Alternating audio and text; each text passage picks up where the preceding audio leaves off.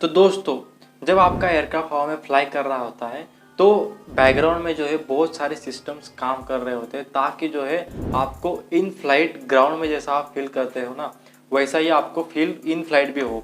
But the matter is वो systems दिखते नहीं है, जस्ट लाइक इस खरबूजे की तरह। पर एक सिस्टम ऐसा भी है, अगर वो हवा में काम करना बंद कर दे तो आपका हार्ट कहेगा चल ना, और वो सिस्टम है ऑक्सीजन सिस्टम।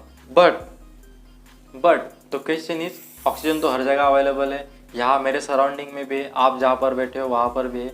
एक मिनट, मार्क जुकरबर्ग को पूछता हूँ, mister Mark Zuckerberg, is there oxygen available bro? No. Okay, देखो उधर भी अवेलेबल है।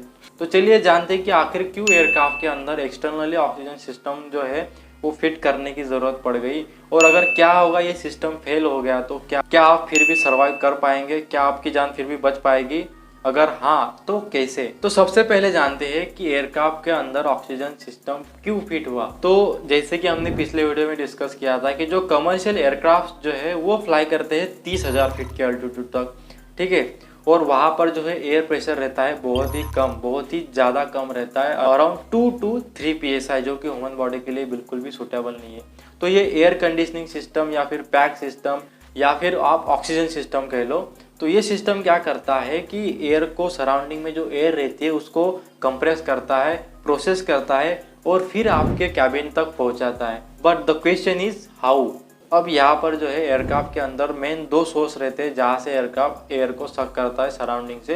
पहला जो है वो है इंजन और दूसरा जो है एपीयू, और 2 भी है बट वो जो है इमरजेंसी की कैटेगरी में आते हैं, बट प्राइमरी यही 2 है। तो सबसे पहला सोर्स आता है वो है एपीयू। जब आपका एयरक्राफ्ट ग्राउंड पर है, जिस टाइम पर आपको जो है एयर होस्टेस से इंस्ट्रक्शन मिलते हैं, जैसे कि एयर होस्टेस बोलते हैं ना 2 दौर आगे 2 दौर पीछे, अगर इमरजेंसी आए तो कूद जाओ नीचे, ऐसे इंस्ट्रक्शन आपको ग्राउंड पर मिलते हैं।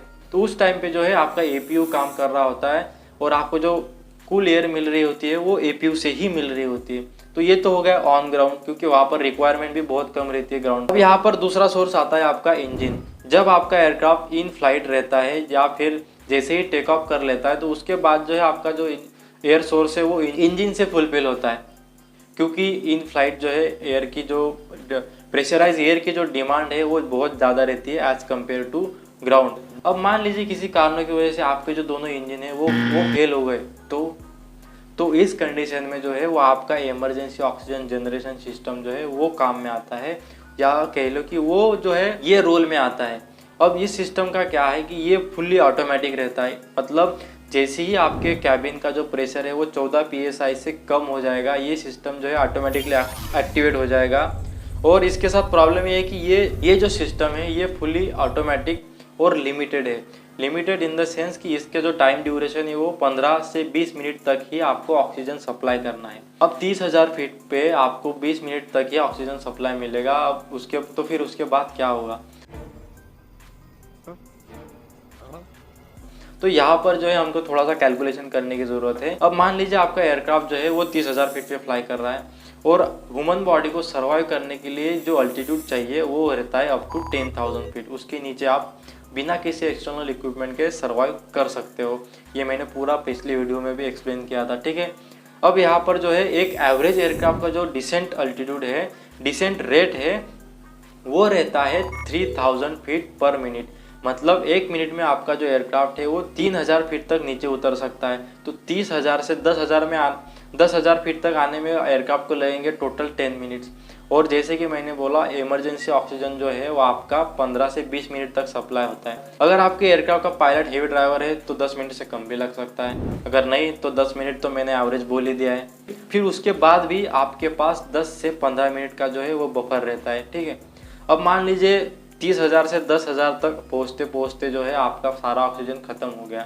मैं 15 मिनट तक अपनी सांस रोक सकता हूँ, मौत को छू के टक से वापस आ सकता हूँ। अब यहाँ पर जो है आपका रैम एयर खुल जाता है। रैम एयर का क्या है? रैम एयर का एडवांटेज ये है, और हम इसलिए भी यूज़ करते हैं कि जब आपका एयरक्राफ्ट 10,000 फीट या फिर उसके नीचे है तो आपके लिए ऑलरेडी जो सराउंडिंग का एटमॉस्फेयर है वो ऑलरेडी सूटेबल है, तो हमें कोई भी एक्स्ट्रा प्रोसेस करने की ज़रूरत है नहीं।